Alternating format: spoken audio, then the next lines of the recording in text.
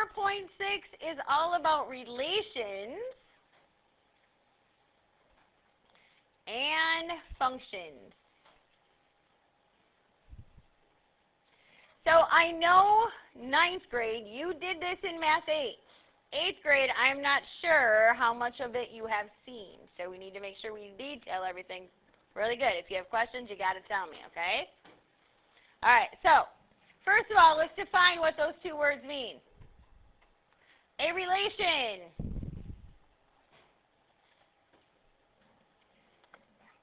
A relation actually is a pairing of numbers together.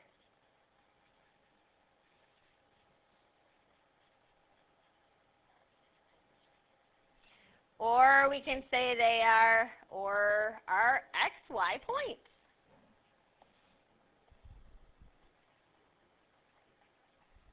A function is a relation with only one output for every input.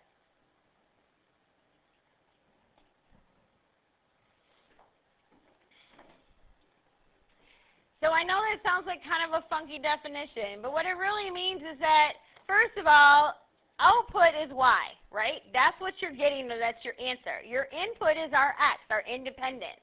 So for every X you put in, you want to make sure they're getting their own special Y out. So when we're looking at a table, if X repeats at all, then it's not a function.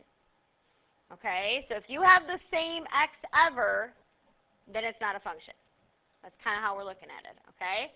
Now, a couple other things before we get into the actual lesson I want to talk about. So you know how we've had working with tables, and we've had X and Y here, right? There are some special words we use for X all the time. We've called X independent lately, right? It is the independent variable. We've also referred to X as the input, because that's what we're putting into our rules, right?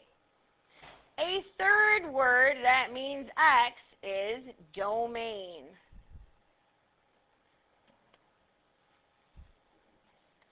Our Y's, we said, were the dependent variable. They are also our output. Whoops.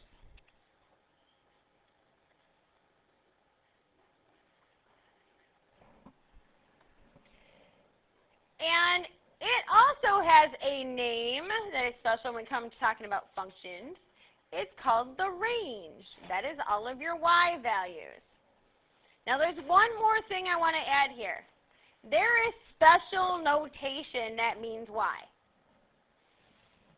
We have f of x. That's how it is said, f of x. When you have x parenthesis or f parenthesis x, we say f of x. This is called function notation. And so this just means Y. The whole thing together. Okay? All right. So that being said, we are going to start with example number 1. For example number 1, the first part, I am going to ask you to state the domain and range. And let's say I have 3, 5, 2, 7, 4, 9, and 2, negative 1. Your domain are all of your x values. So we start by putting a D, a colon. Should be a bracket, but if you just want to put a parenthesis, that's fine with me. So I'm going to put like one of those squiggly little bracket things that you guys all love to draw. And we're going to list all of our x values in numerical order. However, if one repeats, we only write it once.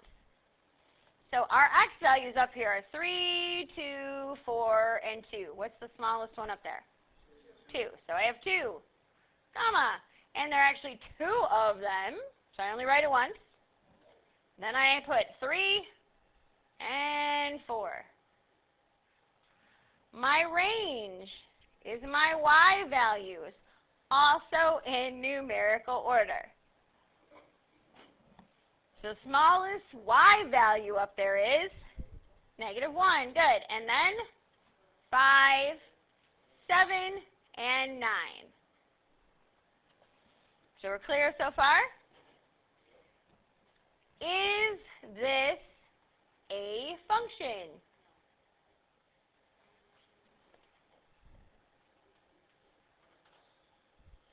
Remember what I said, if any of the x values repeat, it is not. So this is no. All right, I'm going to ask you to do one more thing in this first example. So we've talked about domain and range. We've talked about whether or not it was a function. Last thing I want to do is we're going to make what we call a mapping. Yes, Matt.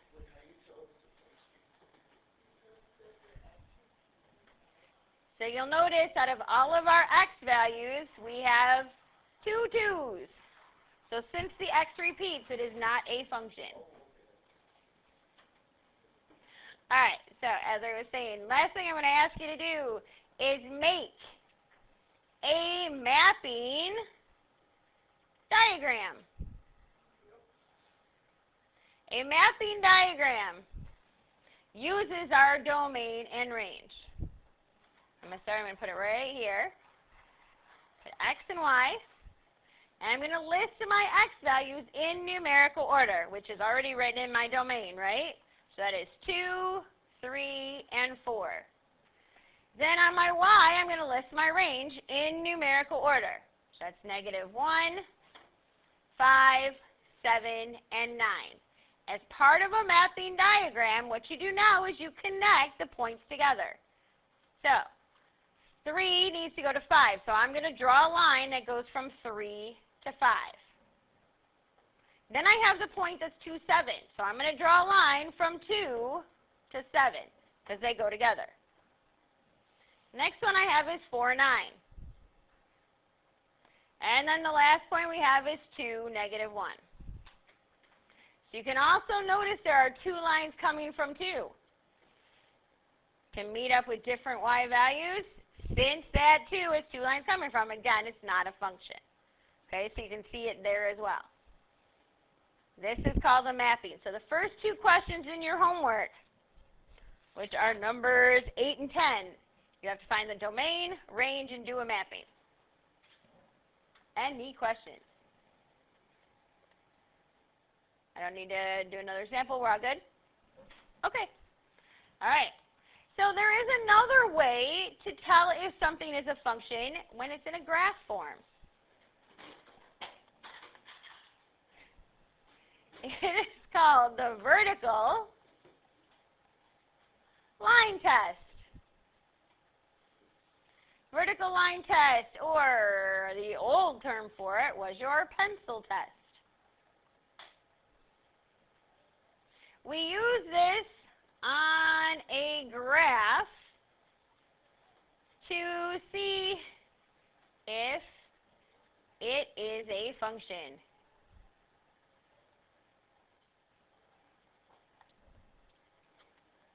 The way it works is if you can draw a vertical line down through your graph anywhere, and it only crosses once,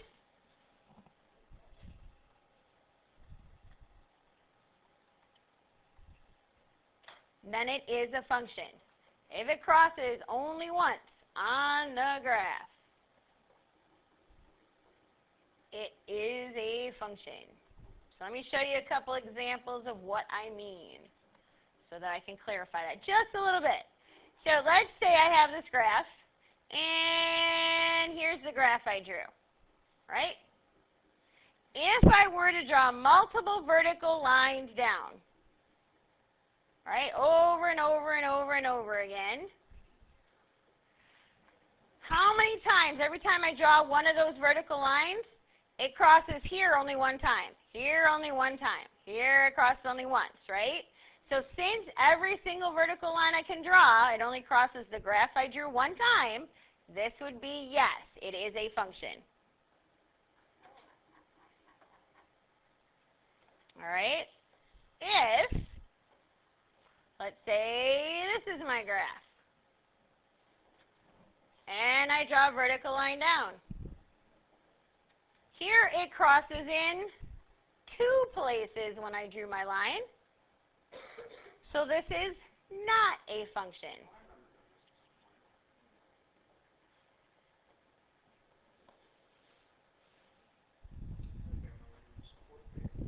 Yeah, so the reason that they used to call it the pencil test is because they would have kids take their pencil and literally use their pencil as your vertical line as you go across the graph. Right? You just kind of hold it there, it makes your vertical line, and you see whether it crosses once or twice. All right. So here we go in example number 2.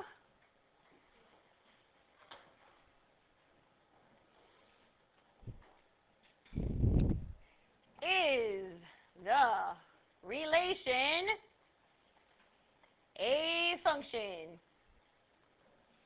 Let's do this one. Yeah. So say it asks us that, can we just graph it and not, like, the first one we show all the things, can we just graph it, or? Well, the first couple it was asking you to state the domain, range, and mapping, right? So it's asking for something different, but usually if it give you a graph, this is where you'd use it. So like in your book, you're going to be given a graph that maybe looks like this, okay?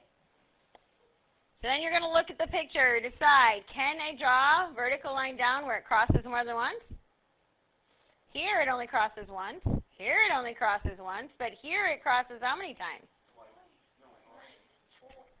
4 times, doesn't it? So is this a function? No. And that's all you're going to have to say in your homework. What about this one?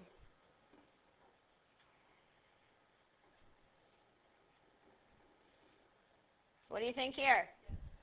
Yes, it is. Yes. See, that's not so bad, right? There's not, though. Example number 3. For example number 3, I'm going to ask you to find the range given the domain. So again, this is new vocabulary. What that really means is find the range. Well, that's your y value or your output given your x values or your input, right? Okay, so you're going to be given something that looks like this, maybe f of x. Maybe. Let's try that again. Didn't catch up to me. F of x equals 2x plus 1, and then your domain is, let's say, -1, 0, and 3. So we are going to take each of these input values from the domain, put them in for x, and find our y values. Again, I want to remind you this f of x notation just means y. This is not an x. This means y on this side. So y equals 2 times -1 plus 1. 2 times -1 is -2 plus 1. -1. Right? Then we do the next one. 2 times 0 plus 1 is what? 1. And then I have 2 times 3 plus 1. 7. Good. So it asks for the range. So we have to take those values. We've got to put an R here, a little bracket, and then we've got to state the range, which is those values in numerical order. So what's the smallest? -1, then what? 1 and then 7. Beautiful. That's all you have to do. Okay? All right, last example.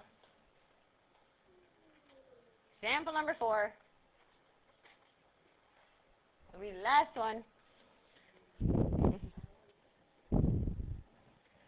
A car travels 28 miles to the gallon of gas.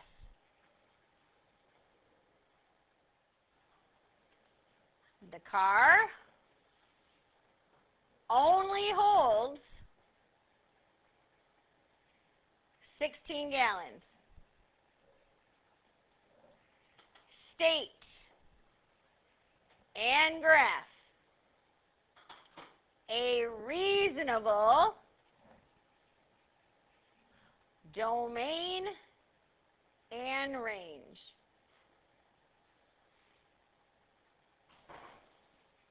So when I say reasonable, that means it has to make sense, right? So let's talk about domain first. That's your x value. So domain. What is the very least amount of gallons that can be in your car? 0. Okay. So that's the smallest it can be. What are the absolute most gallons of gas that can be in your car? 16, right? Can't have more than 16 because it won't hold it. That's my domain. That's my reasonable domain. It can have anything in between there. The range is the distance you are going to travel. What is the very least amount of miles you can travel in your car? 0. Less than or equal to y. And what is the most miles you can travel depending on how much gas is in your car? 448. 448? Thank you. 448. How did you get that, Jackson? Perfect. Okay? So now we're going to make a graph with our reasonable domain and range. All right, so on my graph, here's my graph. My domain are the gallons of gas. I'm going to put gallons at the bottom. My range was the distance that we are traveling. We said the very least amount of distance I can travel is 0 if I have 0 gallons of gas. If I have all 16 gallons of gas, the distance I can travel is 448, right? I'm going to put a dot there.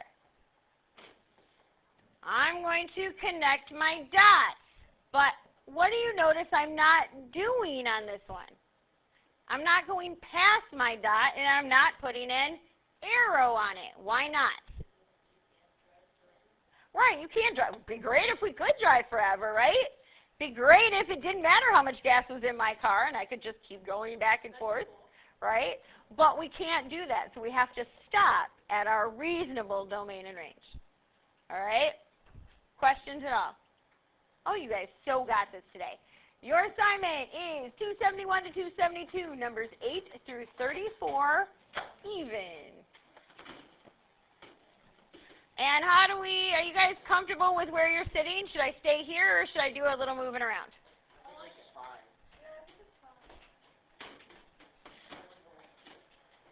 Everybody's good? Okay? All right.